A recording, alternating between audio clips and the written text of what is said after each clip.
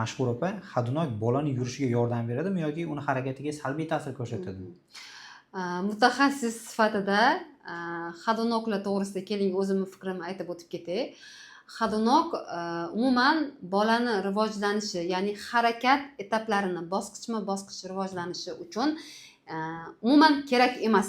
Chunki hali o'tirmagan bolani biza hadunokka solib qo'yishimiz mumkin. Bu hadunokka solib qo'yishimiz o'shada bolani emaklash etaplarini kechikishiga, o'tirish etaplarini kechikishiga sabab bo'lishi mumkin. Ya'ni birinchi sabablari keling siz bilan sanab o'tamiz. Birinchisi bu etapli, ya'ni bosqichli harakat rivojlanishini kechiktirishi.